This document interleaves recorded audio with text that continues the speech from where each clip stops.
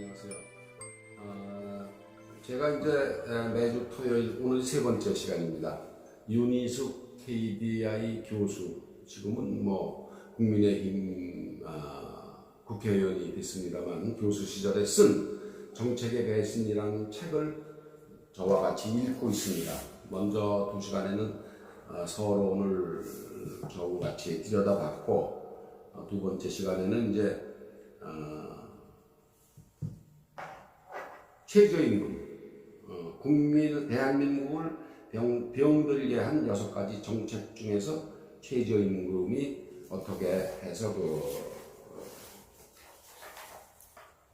잘못된 정책인가 하는 것을 먼저 시간에 했습니다. 다시 한번 반복을 하면은 경제 얘기이기 때문에 좀 재미가 없습니다만, 최저임금 시간당 10,000원씩 주겠다는 그 정책은 경제 약자를 철저하게 외면한 정책이다.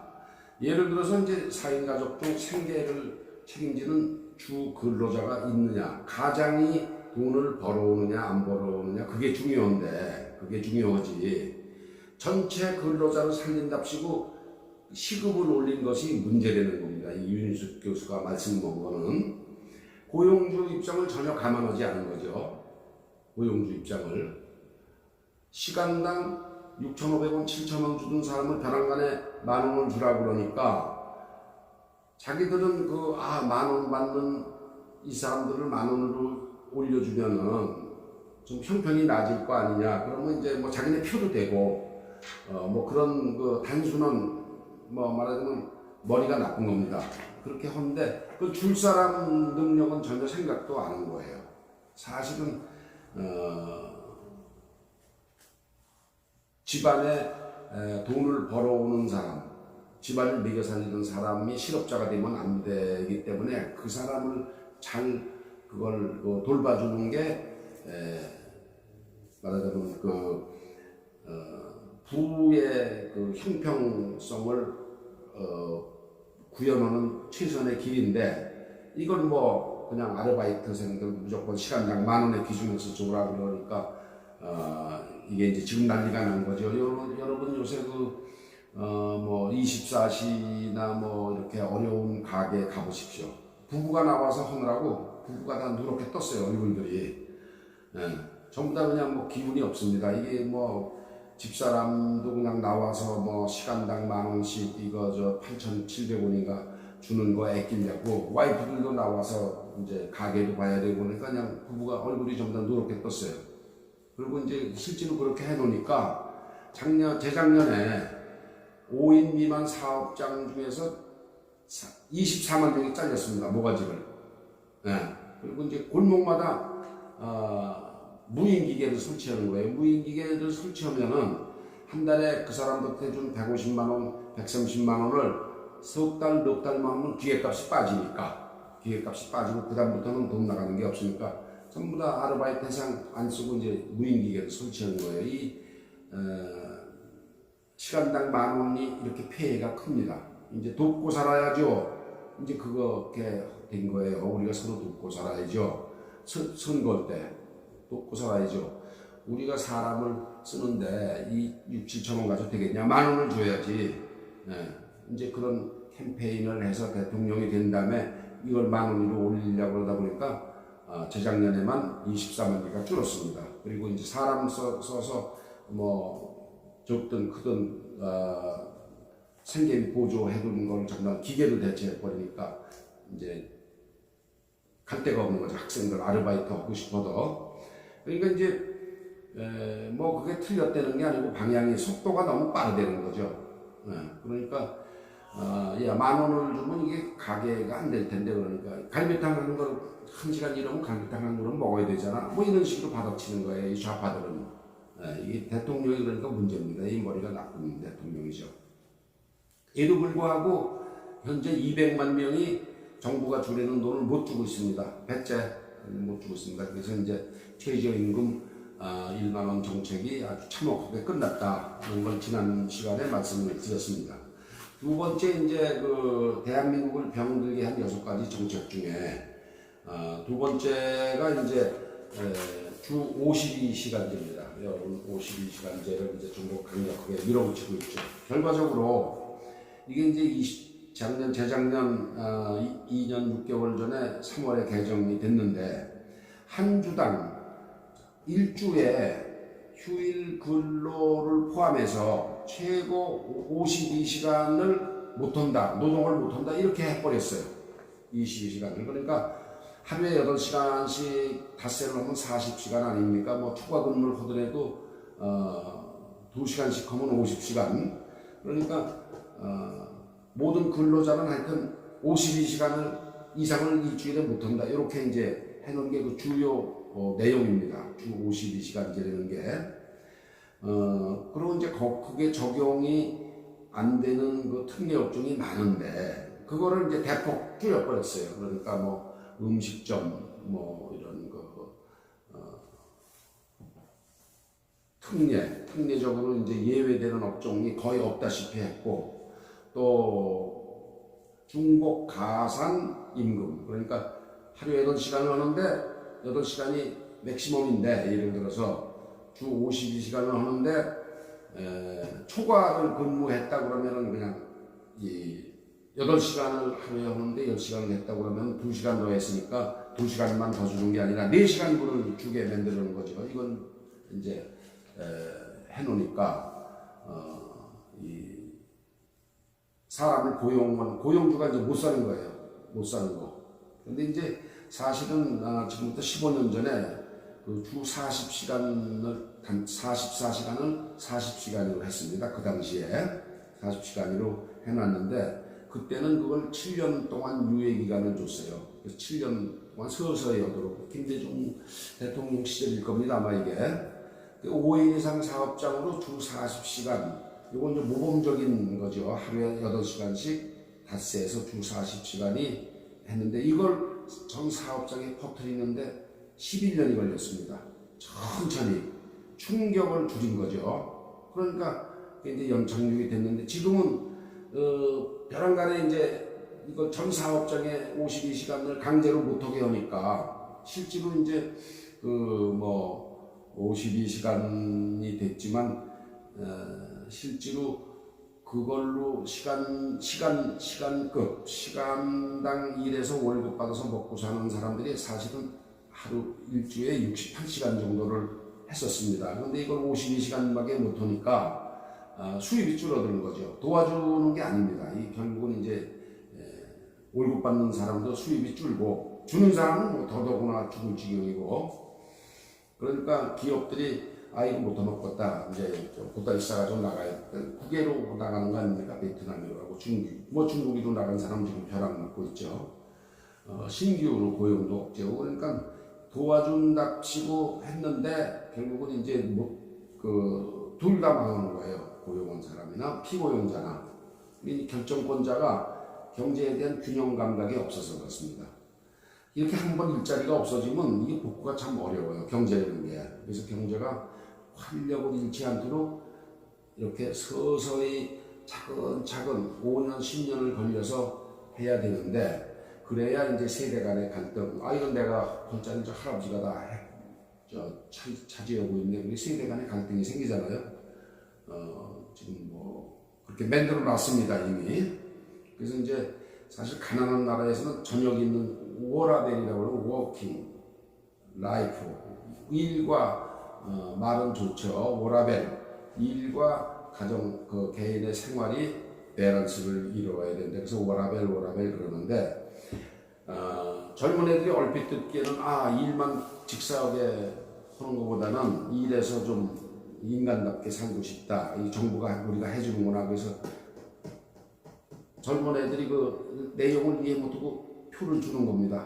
워라벨, 일과 인생을 함께 아주 바란스 있게 정부가 정책을 잘 피우는구나. 이 표 얻으려고 해놓은데 넘어간 거예요. 내용을 모르고. 네. 근데 이제 가난한 나라에서는 저녁을 라이프가 중요하지 않잖아요. 먹을 수 있느냐 없느냐가 중요하지. 젊었을 때 쎄 빠지게 일을 해서 돈을 마서 워라벨은 55세, 60세쯤 돼서 재산을 모아서 즐기는 거지 어떻게 젊어서부터 그 인생을 즐기게 됩니까? 저금은 언제 합니까? 그죠? 젊어서 시대에 빠지게 해서 돈을 모아서 늙을맞게 즐기는 겁니다. 이게 전통적인 우리 개념이고 또 그래야 되는 건데 젊어서 돈을 못 모으면은 늙어서도 계속 일을 해야 돼요. 늙을 때까지. 예. 그래서 이제 그 워라벨 정부가 자꾸 그러는데 그거 결코 바람직스러운 게 아닙니다. 젊었을 때 열심히 일해서 돈을 모으고 은퇴해서 이제 그 돈을 가지고 여행 다니고 즐겁게 이제 쓸 수 있는 게 중요한 거죠. 이제 이걸 이념적으로 접근했기 때문에 돈을 시간당 뭐 6, 7천 원 버는 사람을 10,000원으로 올려줘야 된다. 이 말하자면 생활 수준을 향상시켜줘야 된다 그러는 이념적으로 접근했기 때문에 이게 이제 망하는 겁니다. 그 교섭력 강화 이제 그거를 몇 퍼센트 올릴 거냐 이게 노조하고 이제 협상을 하라고 그러잖아요. 노조가 결정을 하잖아요. 그러니까 노조는 이제 그 7,000원 받던 사람을 20%에서 8,400원 만들어주고 뭐 이렇게 올려주면은 야 여기 20%였으니까 우리도 월급도 받아야지. 지네들은 뭐 4,500만 원 받는 놈이 20% 올라가면 100만 원이 올라가는 거죠. 정부가 노조하고 이제 짝짝꿍을 하다 보니까 이런 경제 이제 경제를 풍선이라고 볼 때 구멍을 뚫어서 바람을 빠져서 지금 경제가 이제 바람 빠지고 있는 풍선이 돼서 이제 쭈그러들고 있는데 경제 활력이 이제 소진되는 거죠. 그 누가 힘들겠습니까? 청년이 힘든 겁니다. 청년. 그래서 이제 이런 주 52시간에 이런 크게 봤을 때 그런 큰 문제가 있는데 처음에 이제 그거를 대통령 출마를 해서 내놓을 때는 이게 일을 100명이 하던 거를 수를 줄이면은 120명이 할 수가 있지 않겠냐. 그러니까 이런 그 시간을 강제로 줄이면은 50만 개 일자리가 생긴다. 이제 그런 거예요. 그리고 워라벨 일과 라이프를 바란스를 맞춰준다. 아주 근사한 대통령 공약으로 내세워서 이게 출발을 했습니다. 그런데 이제 그 동대문 시장 여러분 가보십시오. 거기 가보시면은 중국의 관광객들이 뭐 물건을 그냥 막 쓸어 담잖아요. 지금은 뭐 거기 뭐 개미새끼 한 마리 볼 수 없습니다. 그런데 이제 그렇게 할 수 그 동대문 시장에 가서 이제 물건을 뭐 몇십만 원어치, 몇백만 원어치 이제 중국 사람들이 와서 쇼핑을 해가지고 갔는데 그렇게 할 수 있게 된 그 근본은 거기서 길 건너 창신동이 있지 않습니까? 창신동 다위사인데 이제 판잣집이 많죠. 거기서 이제 골목 반지하에서 사람들이 밤새워서 작업을 하기 때문에 그런 장사가 되는 겁니다.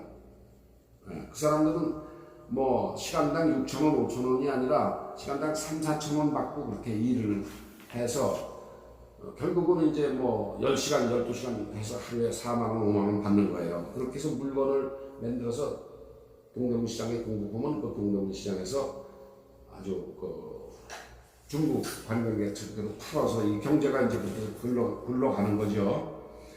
그런데 이제 이거 강제로 8시간 못하게 하니까 어떻게 되겠어요? 생산이 안 됩니다. 생산이 안 되니까 시장도 이제 물건이 없으니까 시장도 죽고 뭐 물건값도 올라가고 그러니까 타격이 없는 이제 광화문이나 여의도에서 이제 넥타이 메고 근무하는 사람들은 뭐 좋아졌죠. 8시간을 하니까. 그런데 이런 창신동에서 하루에 10시간, 11시간, 12시간을 해야 먹고 사는 사람들은 좀 죽을 지경이 된 겁니다. 죽을 지경이 된 거예요.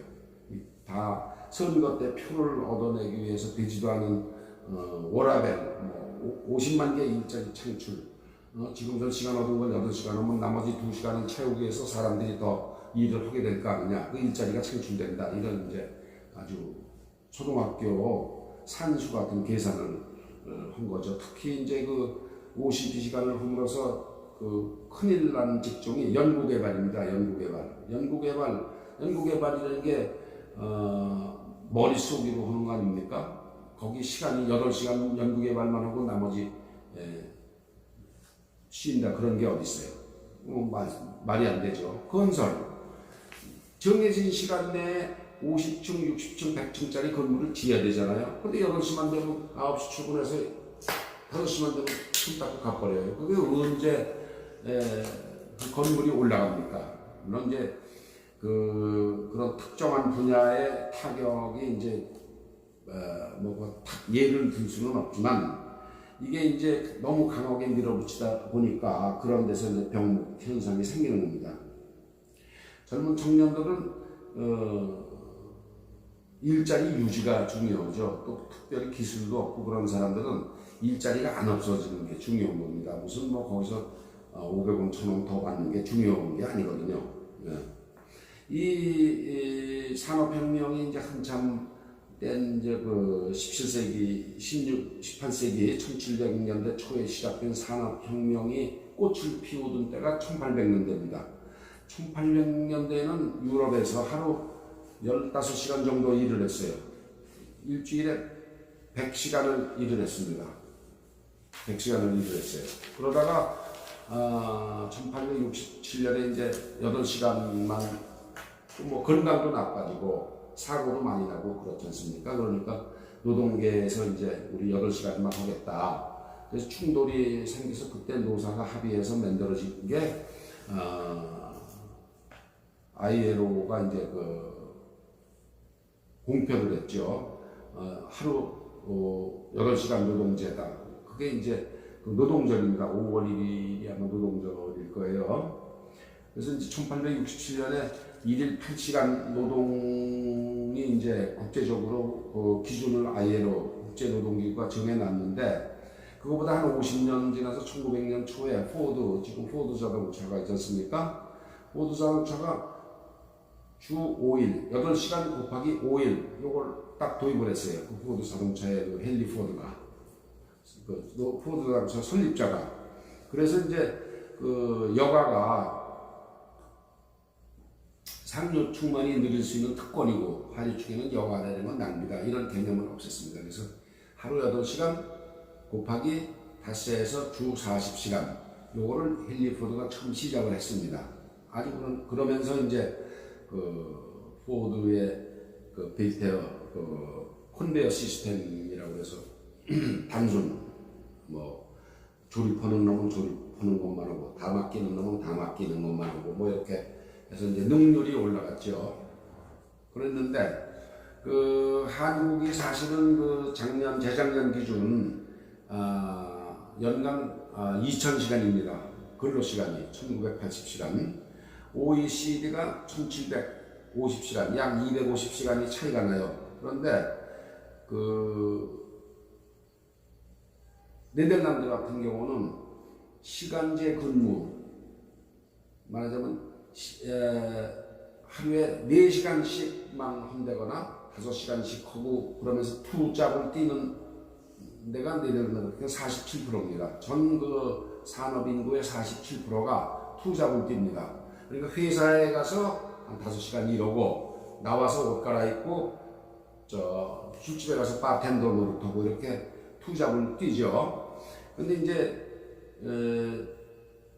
그렇게 해서 OECD는 1750시간이고 이제 우리 그보다 한 200시간 많은 1980시간, 2000시간인데 한국이 근로시간이 연간 200시간이 더 많은데 근데 그게 큰 의미가 없다는 거예요. 큰 의미가 없다는 겁니다. 한국은 계속해서 한 직장에서 그렇게 일을 하는 거고 네덜란드나 독일은 투잡을 뛰니까 결국은 큰 의미가 차이가 많다고 해서 우리가 노동 강도가 센 게 아니라는 거죠. 정부가 이제 강제로 여가를 워라벨의 라이프가 중요하다고 강조한다고 해서 되는 건 아닙니다. 이 창신동의 반지하에서 하루에 11시간, 12시간 하는 사람들의 그 생산성이 높아져서 그 사람들이 돈을 많이 벌어야 비로소 그게 여가의 중요성이 생기는 거지. 먹고 살기 바쁜데 그게 뭐 여가고 뭐고 있을 수가 없잖아요. 예. 그런데 이제 초과 근무 시간을 관리하는 게 우리는 주 단위로 합니다. 한 주에 50시간을 초과하면 이건 위법이에요. 사업주가 고발당합니다. 선진국은 월 또는 연간으로 관리합니다. 월, 연간. 그러니까 선진국은 경우에는 연구개발부문이나 뭐 사무직 등 뭐 이런 데는 일할 때는 확 하고 놀 때는 또 놀고, 또 프랑스 사람들이 1년에 뭐 40일, 50일 그 여름 휴가를 간다는 게 그게 한국 시스템에서는 불가능하죠. 그 사람들은 연간 하여튼 1750시간을 하고 정부가 정해준 아이들 연간으로 나눴을 때 그런 건데, 이럴 때는 확 하고 놀 때는 확 놀고, 한국은 그냥 야 일주일에 52시간 넘으면 안 돼 그러니까 아무리 급해도 6시만 되면 숨 탁탁 털고 일어나서 이제 퇴근하는 거죠.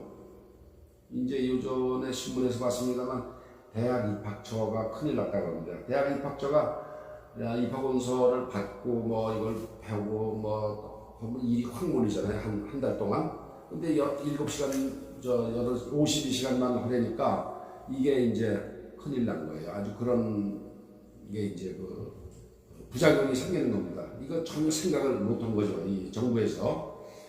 그리고 50만 뭐 일자리 만든다는 거 이거 완전 헛소리입니다. 이제 하나도 다 오히려 줄었어요. 일자리가. 이제 중소기업도 이제 52시간만 하려니까 일감은 처리를 해야 되겠고, 사람들은 뭐 8시간만 딱 근무하고 손 털고 이렇으니까 사람을 더 써야 되는데 못 쓰고 있습니다. 더 썼다가는 일이 없을 때 자르기가 힘들잖아요. 네. 그러니까 그 유연하게 채용하고 해고를 유연하게 못 해주기 때문에 중소기업이 사람을 썼다가 급할 때 한 서너 달 썼다가 또 자르고, 또 급할 때 또 서너 달 썼다 또 한 두 달 자르고, 이걸 못하니까 실업자가 들어갈 길이 없고 중소기업은 회사대로 어렵고 이게 되는 거죠. 독일하고 네덜란드는 이제 하루 8시간 규제를 합니다. 그렇지만 이걸 6개월 단위로 해요. 6개월 단위로 초과를 얼마나 했느냐 안 했느냐를 측정하지, 우리나라처럼 일주일 단위로 측정을 하지 않습니다. 여성 근로자가 이제 증가하고 가정의 역할 분담이 되면서 이제 뭐 남자들도 그 살림을 하고 휴가를 내서 같이 오고, 또 여자들도 이제 직장을 많이 갖고 맞벌이를 하지 않습니까? 그래서 지금은 이제 자기는 나는 뭐 아침 10시부터 4시까지만 하겠다 이런 시간을 선택해서 할 수 있고, 이제 말하자면 일의 스타일의 패턴이 바뀐 거죠. 저녁 워라벨이다. 저녁이 있는 삶, 멋있잖아요. 그렇지만 사람에 따라서는 아침이 있는 삶도 있고, 또 여름이 있는 삶도 있고, 또 겨울에 스키 타러 가는 삶도 있고 그런 겁니다. 무슨 근로자 시간 조정은 사용자하고 같이 정해서 하는 거지, 정부가 일률적으로 그 52시간을 딱 정한다고 해서 절대로 되는 게 아닙니다.